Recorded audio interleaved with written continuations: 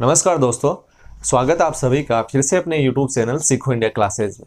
पिछले टॉपिक में अपन ने बात की थी रक्त परिसंचरण तंत्र या ब्लड सर्कुलरी सिस्टम के बारे में।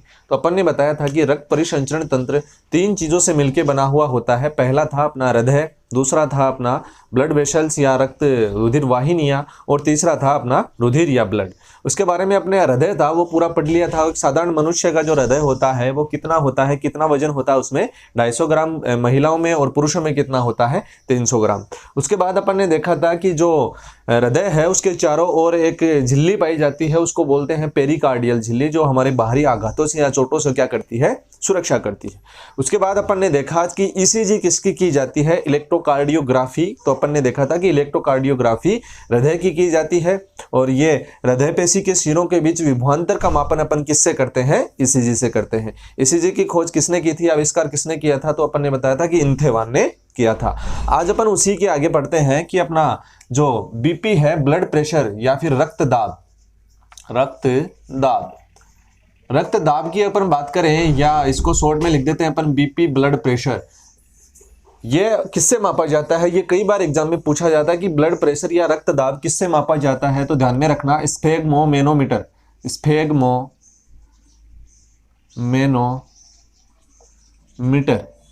स्फेगमोमेनोमीटर से रक्तदाब या बीपी का मापन किया जाता है। ये कई बार एग्जाम में ऐसे कैसे पूछा जाता है, डॉक्टर के पास जाते हो या बाजू पे बांध के फिर बीपी चेक करता है, तो वो क्या है, स्फेगमोमेनोमीटर। तो रक्तदाब का मापन किससे किया जाता है, स्फेगमोमेनोमीटर से।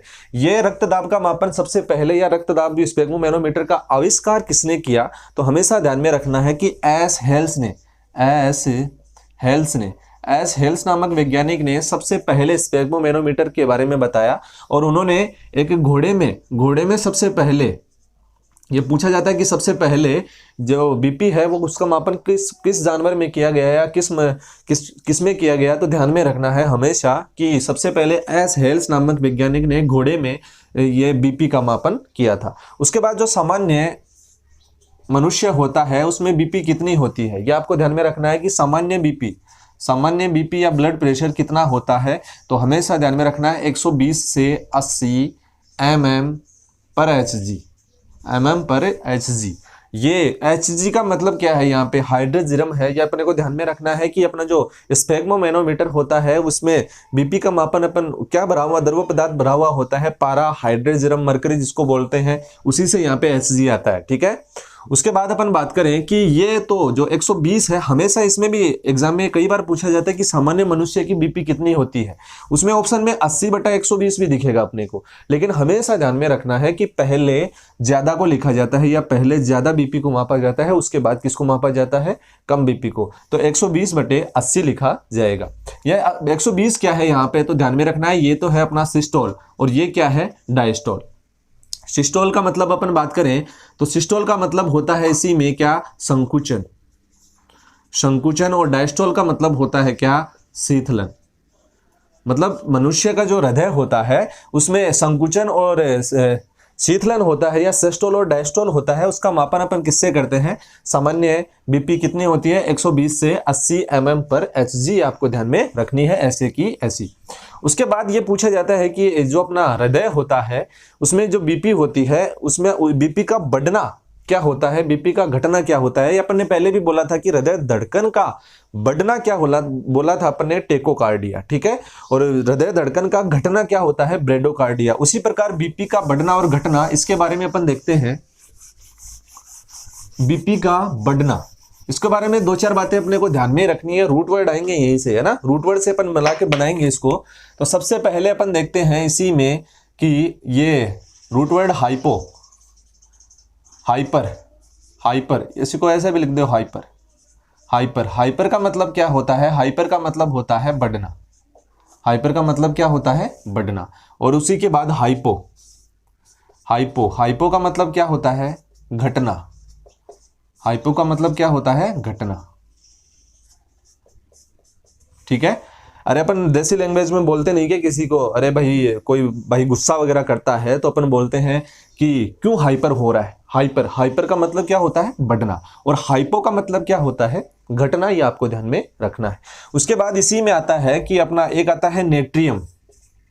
नेट्रियम। नेट्रियम किसका रूट वर्ड है, ये अपन धातु में जो अपनी केमिस्ट्री है उसमें पढ़ेंगे, तो अपने को ध्यान में रखना है जो अपना सोडियम जो होता है उसको Na से लिखते हैं अपन, उसका लैटिन नाम क्या है, उसका लैटिन नाम है क्या है, नेट्रियम। नेट्रियम किसका, सोडियम का, सोडियम, ठीक है। उसके बाद ये एक और होता है केलियम। केलियम किसका लैटिन नाम है, तो केलियम के बारे में ध्यान में रखना है, के पोटेशियम का लैटिन नाम क्या है, केलियम, पोटेशियम।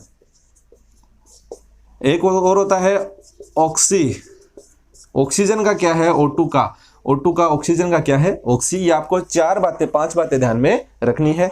और एक और ध्यान में रखना है, जहां पे मिया आ जाता है, मैंने पहले भी बताया था रूट वर्ड में इमिया बोल दो चाहे मिया बोल दो, ये मिया, मिया किसका रूट वर्ड है, तो ध्यान में रखना खून का या रक्त का, खून का या रक्त का रूट वर्ड क्या है, मिया या खून। जहां जहां मिया होगा वहां वहां क्या आएगा, खून आएगा, ये आपको ध्यान में रखना है। जैसे एनीमिया, एनी का मतलब खून की कमी, मिया का मतलब क्या है, रक्त में शरीर में रक्त की कमी क्या हो जाएगा, एनीमिया। उसी प्रकार अपन बात करेंगे कि हाइपर, हाइपर का मतलब क्या है, बढ़ना, हाइपो का मतलब घटना, नेट्रियम का मतलब सोडियम, केलियम का मतलब पोटेशियम, और ऑक्सी का मतलब ऑक्सीजन, और इमिया का मतलब क्या होता है, खून होता है। इसी के आगे इसी से अपन रूट वर्ड बना के पूरे के पूरे क्वेश्चंस पूछते हैं। इसी से आगे क्वेश्चन पूछेगा अपने को कि रक्त में बीपी का बढ़ना। सबसे पहले देखते हैं कि ब्लड प्रेशर का बढ़ना या बीपी का बढ़ना, बीपी का बढ़ना क्या होता है, तो हमेशा ध्यान में रखना है बढ़ना, बढ़ना का मतलब क्या हो गया, हाइपर, तो क्या आ जाएगा, hyper tension, hyper tension, hyper tension मतलब बीपी का बढ़ना। उसके बाद आता है बीपी का घटना, बीपी का घटना आ जाएगा हाइपोटेंशन, हाइपोटेंशन का मतलब क्या आ जाएगा, बीपी का घटना। ये तो इंपॉर्टेंट बनता ही दोनों का मामला। इसी के आगे अपने से पूछा जाता है कि रक्त में सोडियम, या Na लिख दूं, रक्त में सोडियम का, सोडियम की मात्रा का बढ़ना, रक्त में अगर सोडियम की मात्रा बढ़ जाएगी तो उसको क्या बोलेंगे अपन, तो बढ़ने का मतलब हाइपर, तो हाइपर लिख दो पहले, हाइपर।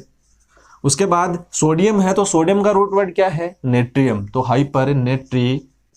और लास्ट में मिया, मिया का मतलब क्या होता है, खून, ठीक है। ऐसे हाइपर नेट्री मिया, रक्त में सोडियम का बढ़ना। इसी में अपने से पूछ ले कि रक्त में सोडियम का घटना क्या हो जाएगा, तो हमेशा ध्यान में रखना है घटने का रूट वर्ड क्या है, हाइपो, तो हाइपो नेट्री मिया, ठीक है।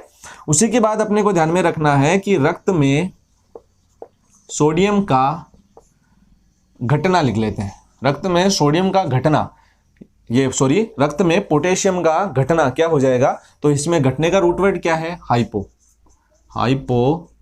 उसके बाद इसमें क्या, ये पोटेशियम है उसका रूट वर्ड क्या है, केली, हाइपो केली, और लास्ट में आ जाएगा मिया, हाइपोकेलीमिया। रक्त में पोटेशियम का घटना क्या हो जाएगा, हाइपोकेलीमिया। इसी में अपन से पूछ ले कि रक्त में पोटेशियम का बढ़ना क्या हो जाएगा, तो ध्यान में रखना है हाइपरकेलीमिया।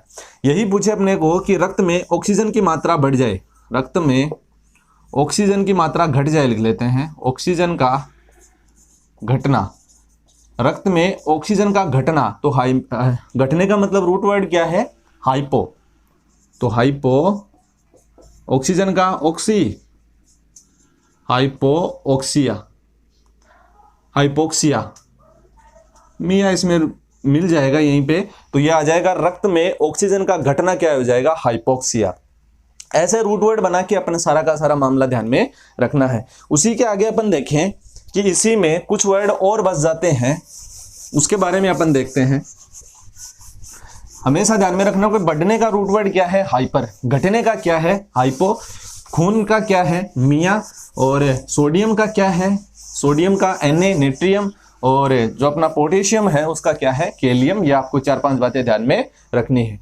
उसी के बाद अगर अपन बात करें तो इसी में मामला बचता है कि जो अपना विश्व है, विश्व में प्रथम हृदय प्रत्यारोपण का काम किसने किया था, विश्व में प्रथम हृदय प्रत्यारोपण का काम, विश्व में प्रथम हृदय प्रत्यारोपण, विश्व में प्रथम हृदय प्रत्यारोपण का काम सबसे पहले किसने किया था, तो हमेशा ध्यान में रखना है doctor Christian Barnard, doctor Christian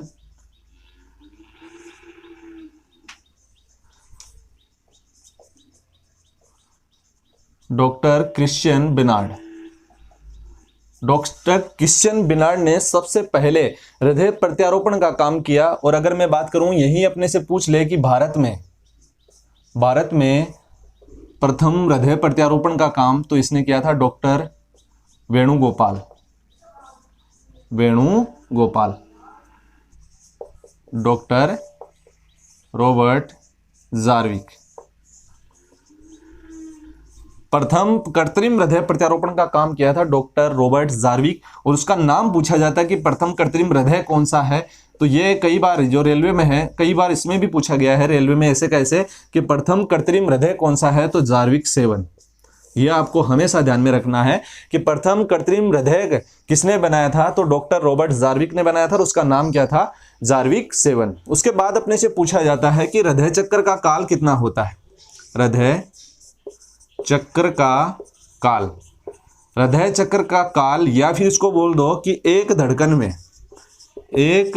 में लगा समय, ऐसे कैसे पूछा जाता है। यह अलग बात है दोनों के दोनों कि साधारण जो मनुष्य होता है उसका हृदय है कितनी बार धड़कता है, तो अपन ने बात की पहले भी कि 72 पर मिनट या 1 मिनट में 72 बार धड़कता है, ठीक है। लेकिन हृदय चक्र का काल अलग है, या एक धड़कन में कितना समय लगता है, ये दोनों बातें अलग अलग है। हृदय चक्र के काल की बात करें तो 1 मिनट में कितनी बार धड़कता है, 72 बार धड़कता है। और 1 सेकंड में कितनी बार धड़केगा, तो इसके लिए अपन 1 मिनट में 60 सेकंड होती है, 60 का क्या दे देंगे भाई, भाग दे देंगे, तो कितना जाएगा 0.8 सेकेंड। ये पूछा जाता है एग्जाम में। लोग बागों ने रट रखा है, क्या रट रखा है कि धड़कन जो अपना 1 मिनट में हृदय कितनी बार धड़कता है, तो 72 बार धड़कता है। क्वेश्चन पूछेगा अपने को हृदय चक्र का काल कितना होता है, तो ध्यान में रखना है 72 नहीं होगा, 0.8 सेकेंड, या एक धड़कन में लगा समय कितना है, 0.8 सेकेंड। ये आपको ध्यान में रखना है। हृदय एक धड़कन में कितना रक्त पंप करता है, ये पूछा जाता है, तो ध्यान में रखना है 70 ml रक्त पंप करता है। ये पूछा जाए कि हृदय एक धड़कन में 70 ml पंप करता है तो 1 मिनट में कितना करेगा, तो हमेशा ध्यान में रखना है कि 70, तो ऐसे कैसे 1 मिनट में। आपको ही पता है कि जो अपना हृदय है जो 1 मिनट में कितनी बार धड़कता है, तो मैंने बताया था पहले भी, कितना बार धड़कता है, 72 बार। अगर 70 को 72 से गुणा करें तो यह आता है 5040 ml, ठीक है। और इसी को अप्रोक्सीमेट अपन लगभग लिख लेते हैं कि कितना जाएगा, 5 लीटर, ठीक है। ऐसे ध्यान में रखना है कि अपना जो हृदय होता है सबसे व्यस्ततम अंग माना जाता है पूरे शरीर में, और 2 धड़कन के बीच में अगर थोड़ा सा गैप होता है उसको अपन क्या बोलते हैं, हृदय का आराम चक्कर बोलते हैं, ठीक है। और हृदय के एक धड़कन में 70 ml पंप करता है तो 1 मिनट में कितना रक्त पंप करेगा, तो 5040 ml कह दो या फिर 5 लीटर। सिंपल सा समझे अपन, तो इसमें ध्यान में रखना है कि अपना जो मानव हृदय होता है वो 1 मिनट में 5 लीटर जो रक्त होता है उसको इधर से उधर करता है, ये आपको ध्यान में रखना है। उसके बाद अगर अपन बात करें तो इसी में कुछ मामला और बच जाता है। अपना हृदय तो पूरा हो गया, इसी में आगे बचता है अपना ब्लड वेसल्स या रक्त परिसंचरण तंत्र है। उसका दूसरा भाग अपन ने जाना था कि रुधिर वाहिनियां या ब्लड वेसल्स होती है। उसके बारे में अपन बात करें तो जो रुधिर वाहिनियां होती है वो 2 प्रकार की होती है। एक तो थी अपनी धमनी को इंग्लिश में क्या बोलते हैं, आर्टरी। और जो अपना सिराएं हैं, सिराओं को क्या बोलते हैं, अपना वेन्स, ठीक है। उसी के बारे में अपन अध्ययन करेंगे कि ये कई बार एग्जाम में इनका अंतर में कई बार क्वेश्चन पूछा जाता है कि अपनी जो धमनी है, आर्टरी है या फिर सिराएं हैं, वेन्स हैं, उनमें क्या क्या अंतर है, ठीक है। उसके बाद अपन बात करें कि सिंपल से अगर समझे थोड़ा सा तो ये समझ लो कि एक तो है अपना क्या है, हृदय, और एक क्या है अपने जितने भी क्या है, अंग है, ठीक है। ये अपना हृदय है और ये अपना क्या है, अंग है। हृदय से अंगों तक जो रक्त ले जाने का कार्य करती है वो कौन करती है, धमनी। आपको अच्छे तरीके से ध्यान में ही रखना है कि हृदय से अंगों तक जो शुद्ध रक्त होता है वो पहुंचाने का काम कौन करती है, धमनी। और अंगों से वापस हृदय तक लाने का काम कौन करता है, तो ये कौन करती है, सिराएं, ठीक है। ये 2 बातें ध्यान में रखनी है। सबसे पहले इनका अंतर देखते हैं अपन कि वह वाहिनी जो रक्त को हृदय से अंगों तक पहुंचाती है वह क्या होती है, धमनी होती है। इसकी दीवारें कैसी होती है, मोटी होती है। गुहा कैसी होती है, संकरी। तो ये अगर बात करें कि ये अपनी मान लो कि ये अपनी ब्लड वेसल्स है, रुधिर वाहिनी, और ये इसकी ये सारी की सारी ये क्या हो गई, दीवारें, ये दीवार हो गई। ये दीवारें कैसी होती है, मोटी होती है, और बीच वाली जो होती है गुहा वो कैसी होती है, संकरी होती है। तो अपने को भी ध्यान में रखना है कि अगर दीवार मोटी होगी, गुहा संकरी होगी, तो क्या होगा, जो ब्लड है या रक्तदाब है वो क्या होगा, अधिक होगा। क्योंकि जो अगर एरिया घटता है तो दाब बढ़ता है, ये आपको ध्यान में रखना है। कि इसी में ध्यान में रखना है कि दीवारें मोटी और गुहा कैसी होती है, संकरी होती है, एक दूसरे से जुड़ी हुई है सारी बातें। देखना, दीवारें मोटी और गुहा संकरी होती है तो रक्तदाब क्या होगा, अधिक होगा। रक्तदाब अधिक होगा तो रक्त का प्रवाह क्या होगा, तेज होगा। तेजी से रक्त उसमें वाहिनियों में गति करेगा। उसके बाद इसमें कपाट या वाल्व नहीं पाए जाते, धमनियों में कोई भी कपाट या वाल्व नहीं पाया जाता।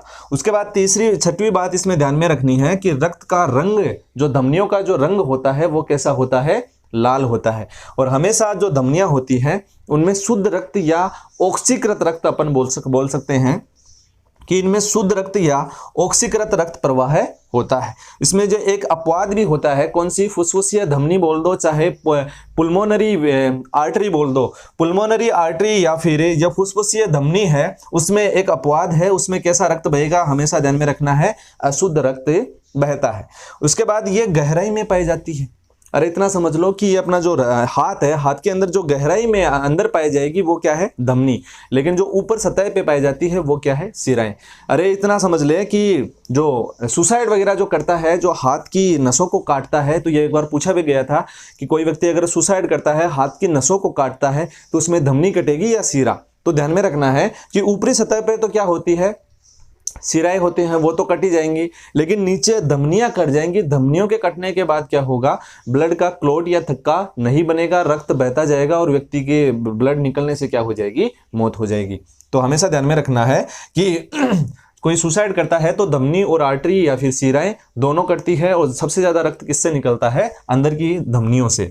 उसके बाद गहराई में पाई जाती है। उसके बाद रक्त का प्रवाह है कैसे होता है, हृदय से दूर हो गया। अरे हृदय से अंगों तक लेके जा रही है, कौन लेके जा रही है, धमनी लेके जा रही है, तो रक्त का प्रवाह कैसे हो गया, हृदय से दूर।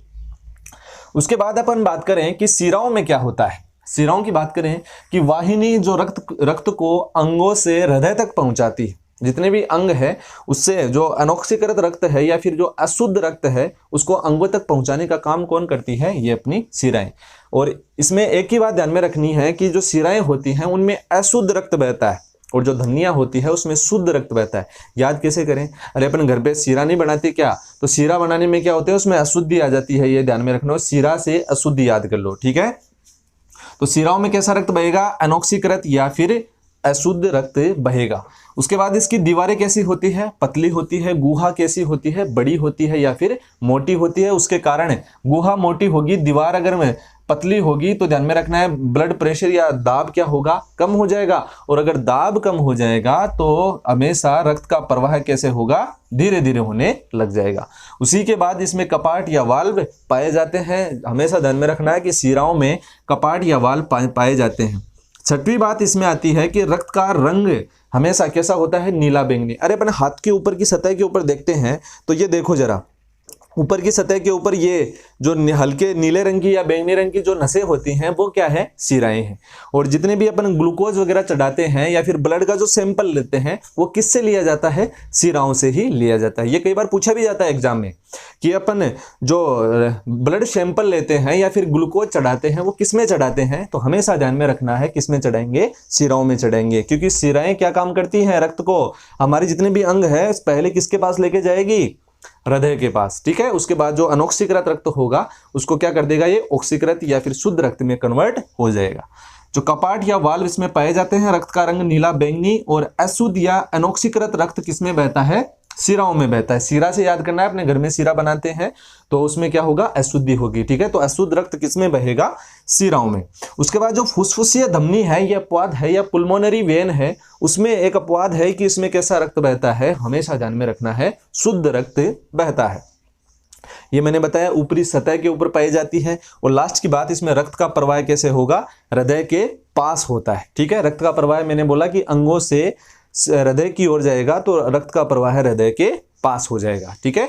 इसमें दो ही बातें ध्यान में रखनी है, सिराओं और जो अपनी धमनियां है उसमें कि धमनियों में शुद्ध रक्त बहता है और अपनी जो शिराएं होती हैं उनमें अशुद्ध रक्त बहता है। पुल्मोनरी वेन या जो अपनी पुल्मोनरी वेन है या फुसफुसीय शिराएं हैं उनमें अपवाद है, वो उसमें कौन सा रक्त बहेगा, शुद्ध रक्त बहता है। उसके बाद जो अपनी ग्लूकोज चढ़ाते हैं या अपन जो ब्लड सैंपल लेते हैं उसमें किससे लिया जाता है, तो शिराओं से लिया जाता है। ये आपको बातें ध्यान में रखनी है। उसी के बाद आगे अपन बात करेंगे, 2-4 बातें और बच जाती हैं नेक्स्ट टॉपिक में। धन्यवाद।